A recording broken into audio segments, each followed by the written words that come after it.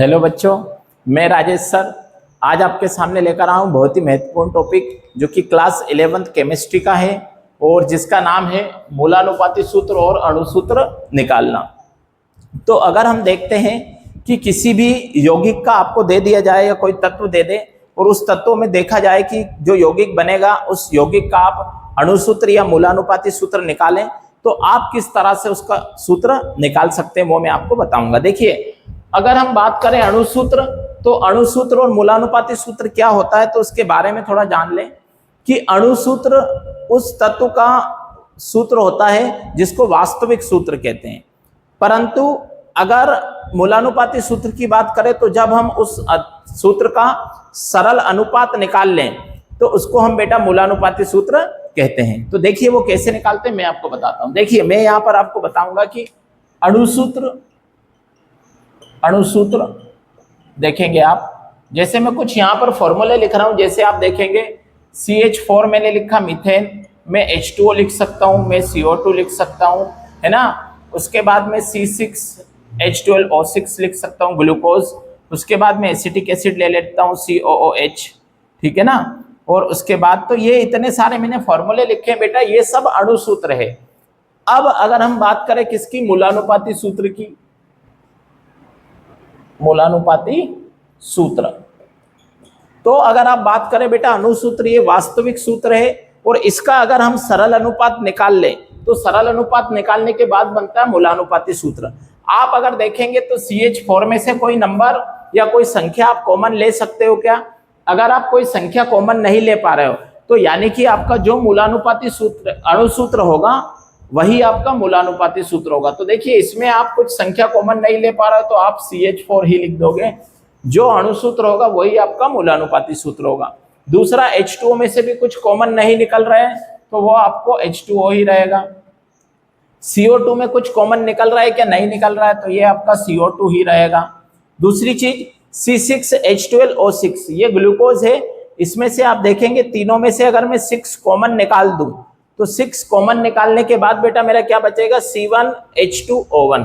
तो क्या बचेगा, C1H2O1, ये मेरा बचेगा। तो ये मेरा हो गया मूलानुपाती सूत्र, यानी ये क्या है, मूलानुपाती सूत्र यानी सरल अनुपात, या फिर इसको आप पूर्ण सरल अनुपात भी बोल सकते हो। पूर्ण सरल अनुपात यानी कि जब हम पूर्ण सरल अनुपात निकालते हैं ना तो उसको हम बोलते हैं क्या, मूलानुपाती सूत्र, ठीक है। तो इसका भी आप निकाल सकते हैं बेटा, देखते हैं इसमें से निकलता है कि नहीं। कार्बन 1 और 1 2 है, हाइड्रोजन 3 और 1 4 है और ऑक्सीजन क्या है, 2 है। तो मैं इसको थोड़ा सही से लिख देता हूं, C2H4O2। देखेंगे 1 और 1 2 कार्बन थे, 3 और 1 4 हाइड्रोजन थे और 1 और 1 2 ऑक्सीजन, तो मैंने इसको ऐसे लिखा। तो इसमें से अब हम कॉमन कुछ ले सकते हैं क्या? जी हाँ, हम इसमें से 2 कॉमन ले सकते हैं। तो इसका 2 कॉमन अगर मैं लूं तो C1H2O1, ये क्या बन जाएगा, C1H2O1, ठीक है। तो ये इस तरह से आपका बन गया क्या, ये सरल अनुपात यानी पूर्ण सरल अनुपात। तो ये सब इसके वास्तविक फॉर्मूले क्या है बेटा, वास्तविक सूत्र है और इनको हम बोलते हैं आभासी सूत्र, यानी कि ये वास्तविक नहीं है, आभासी सूत्र है। आभासी का मतलब इसको स्यूडो बोलते हैं, ठीक है। तो स्यूडो यानी कि झूठा भी होता है आभासी, तो ये झूठा होता है और ये वास्तविक होता है, रियल फॉर्मूला, ठीक है। तो ये इसके आभासी फॉर्मूले, आप चाहो तो स्यूडो लिखो, नहीं भी लिखोगे तो आपको चलेगा। तो ये आभासी सूत्र है और ये वास्तविक सूत्र है। अब इनको निकालने का कुछ सूत्र होते हैं जो मैं आपको बताऊंगा बेटा। देखेंगे आप यहां पर अगर अपन बात करें तो यहां हम देखेंगे तो देखिए मैं इधर सूत्र लिख रहा हूं कि अगर हम बात करें अणुसूत्र आपको निकालना है तो अणुसूत्र निकालने के लिए आप क्या करोगे कि जो नंबर आपने यहां से कॉमन निकाला था, जैसे यहां से अपन ने 6 कॉमन निकाला था और यहां से अपन ने 2 कॉमन निकाला, तो अगर उस नंबर को, यानी कि उस नंबर को मैं n बोल दे रहा हूं, अगर उस नंबर को हम मूलानुपाती सूत्र से गुणा कर दे, मूलानुपाती सूत्र से गुणा कर दे तो बेटा हमारा क्या निकल जाता है, वो फिर से अणुसूत्र निकल जाता है। और अगर आपको अणुसूत्र निकालना है तो आप क्या करेंगे, अणुसूत्र तो अपन ने अणुसूत्र निकाला, मूलानुपाती सूत्र अगर निकालोगे मूलानुपाती अगर आपको सूत्र निकालना है तो बराबर आप क्या करेंगे, अणुसूत्र और बट्टे में क्या कर देंगे, अपॉन में n कर देंगे कि यदि उस नंबर से आप भाग दे दें जो नंबर आपने कॉमन निकाला है तो आपका मूलानुपाती सूत्र निकल जाता है। और यदि आपको n निकालना है, कभी किसी क्वेश्चन में, बहुत सारे प्रश्न में आपको n का वैल्यू निकालने की भी जरूरत पड़ जाती है, तो वो कैसे निकालेंगे बेटा, n बराबर आप निकालेंगे क्या, मूलानुपाती सूत्र, इसका पूरा द्रव्यमान रखेंगे, अब मूलानुपाती सूत्र द्रव्यमान और अपॉन में लिखेंगे आप अणुसूत्र द्रव्यमान, अणुसूत्र द्रव्यमान। ठीक है, तो आप इस तरह से n का वैल्यू रख लें और n का वैल्यू रखकर हम ये 3 सूत्र है जो हमको सबसे ज्यादा काम आने वाले हैं। ठीक है बेटा, तो इस तरह से ये फॉर्मूलों का हम यूज कर लेंगे और क्या निकाल लेंगे, किसी भी यौगिक का अणुसूत्र या फिर उसका मूलानुपाती सूत्र हम आसानी से ज्ञात कर लेंगे। तो आप इसका स्क्रीनशॉट ले ले, फिर मैं आपको एक क्वेश्चन करके इसका बताता हूं कि किस तरह से हम इसको हल करते हैं। अब बेटा आप देखेंगे कि हमने ये क्वेश्चन लिखा हुआ है जिसका हम क्या निकालेंगे, अणुसूत्र निकालेंगे। ठीक है, तो ये एक प्रश्न है जिसका अणुसूत्र हम कैसे निकालेंगे वो मैं आपको बताता हूं। देखिए, हमें एक तत्व दिया है कार्बन जिसका प्रतिशत मात्रा दिया है 40, एक दिया है हाइड्रोजन जिसका प्रतिशत मात्रा दिया है कितना, 6.66। दूसरा देखेंगे आप तत्व तो ऑक्सीजन दिया है तीसरा, उसका प्रतिशत मात्रा दिया है 53.34%। तो इसको आप कैसे अणुसूत्र या मूलानुपाती सूत्र निकाल सकते हैं वो मैं आपको बताता हूं। देखिए, सबसे पहले आप क्या करेंगे, तत्व दिया उसका प्रतिशत दिया है तो आप पहले इनका द्रव्यमान लिखेंगे। क्या लिखेंगे, परमाणु द्रव्यमान, परमाणु द्रव्यमान यानी कि परमाणु भार भी बोलते हैं इसको। तो इन तीनों का लिखेंगे, तो कार्बन का आप जानते हैं 12 होगा, हाइड्रोजन का तो 1 होता है, ऑक्सीजन का 16 होता है। ये इनका क्या करना बेटा, परमाणु द्रव्यमान लिखेंगे। उसके बाद हम लिखेंगे इनका अणुओं की संख्या, अणुओं की संख्या, संख्या निकालेंगे अणुओं की, या आपेक्षिक संख्या भी बोलते हैं इसको, या क्या बोलते हैं इसको, आपेक्षिक, आपेक्षिक संख्या। ठीक है, हम ये निकाल लेते हैं। तो कैसे निकालेंगे आपेक्षिक संख्या, हम इनके प्रतिशत को इनके परमाणु द्रव्यमान से भाग दे देंगे। द्रव्यमान बटे आणविक द्रव्यमान की अगर हम बात करें तो अणुओं की संख्या निकलती है वही, तो इसका है 40/12, इसका है 6.66 बटे में 12 1, हाइड्रोजन का 1 है, यहाँ पर है 53.34 अपॉन में 16। तो ये हमने निकालेंगे इसके अणुओं की संख्या।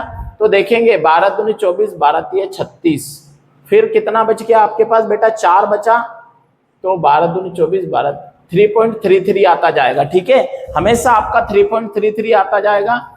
इसका अगर आप निकालोगे तो 6.66 ही रहेगा, 1 से भाग दोगे तो इसका देखोगे आप 16 दूनी 32, 16 तिया 48। ठीक है, फिर से आपका कितना हो गया, 16 48, 16 दूनी 32, 16 तिया 48, 3.33, इसका भी लगभग इतना ही, अप्रोक्स आसपास इतना ही आएगा, 3.33 के आसपास। इसके अणुओं की संख्या ये आ गई, इसकी ये आ गई, इसकी ये आई।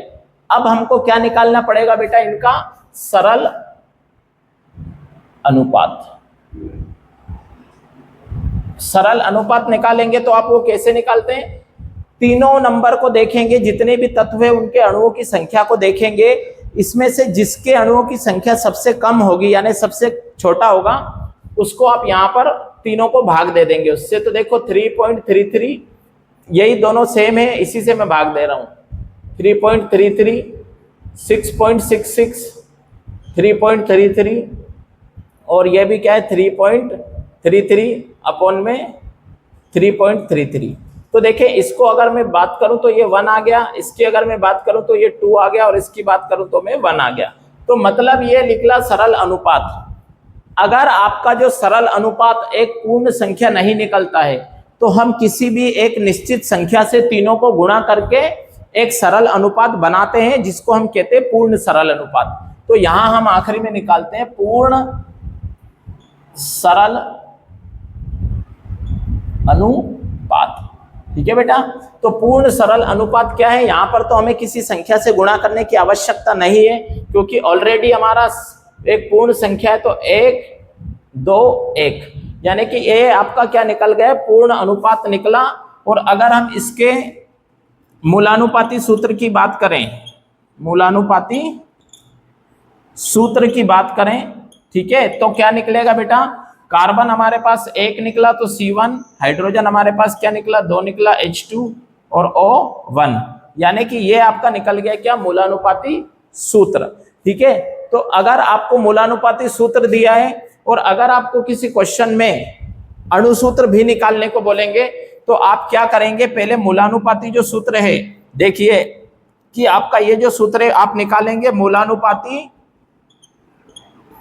मूलानुपाती सूत्र, इसका द्रव्यमान निकाल लो। आप क्या निकाल लो, मूलानुपाती सूत्र द्रव्यमान निकाल लो अगर आपको बोले तो। वैसे आपको मूलानुपाती सूत्र बोले तो यहां पर आप छोड़ देंगे क्वेश्चन, पर अगर आपको अणुसूत्र भी निकालने को बोले तो सबसे पहले आप इसका मूलानुपाती सूत्र द्रव्यमान निकालेंगे। इसका तो देखिए यहां मैं निकाल के बता रहा हूं, ऊपर कार्बन कितना है 1 है, तो कार्बन का परमाणु क्रमांक होता है 6, द्रव्यमान होता है 12, प्लस हाइड्रोजन का तो 2 ही रहेगा, प्लस ऑक्सीजन का होता है 16। तो आप देखेंगे तो कितना हो गया, 12 और 2 14 और 16, तो कितना हो गया बेटा, यहाँ पर देखो 14 और 16 कितना हो गया, 30 हो गया हमारे पास। ठीक है, तो कितना निकला, देखो 12 2 14 और 16, ठीक है, तो ये 30 आ गया। तो हमारा क्या निकला कि मूलानुपाती सूत्र द्रव्यमान कितना आपका 30 निकला।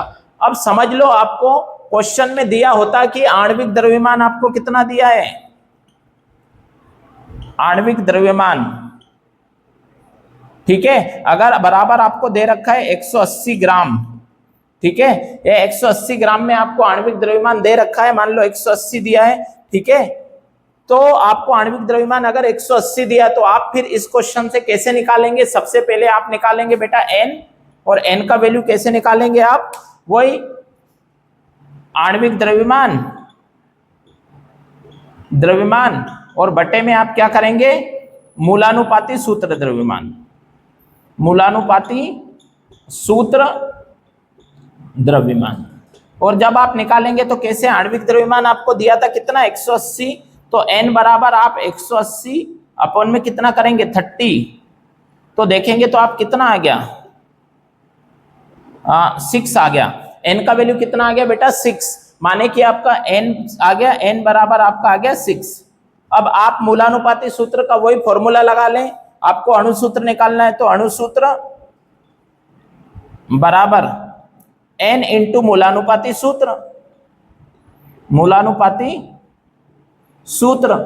तो आप क्या करेंगे, यहां पर n रखेंगे अणुसूत्र निकालने के लिए, अणुसूत्र बराबर n का वैल्यू कितना है आपका 6 है, ठीक है, और मूलानुपाती सूत्र आपका क्या निकला था, ये रहा, तो इसको मल्टीप्लाई कर दो, इसको गुणा कर दो, C1H2O1, ठीक है, तो इससे अगर गुणा करेंगे तो कार्बन कितने हो जाएंगे, कार्बन 6, हाइड्रोजन 12 और ऑक्सीजन 6, तो ये आपका क्या बन गया, ग्लूकोज। यानी कि इस तरह से आप अणुसूत्र की भी गणना कर सकते हैं। तो किसी भी क्वेश्चन को आप चाहे अणुसूत्र निकालने का हो, चाहे मूलानुपाती सूत्र निकालने का हो, इसी तरह से आप उसकी गणना करेंगे और इसी तरह से आपके एग्जाम में क्वेश्चंस आते हैं तो उनको आप सॉल्व करेंगे। तो आशा करता हूं आपको ये क्वेश्चन समझ में आया होगा। तो इसी तरह से आप अणुसूत्र और मूलानुपाती सूत्र ज्ञात कर सकते हैं। तो वीडियो को ज्यादा से ज्यादा शेयर करें ताकि ज्यादा से ज्यादा बच्चे इसको पढ़ सकें। Thank you so much.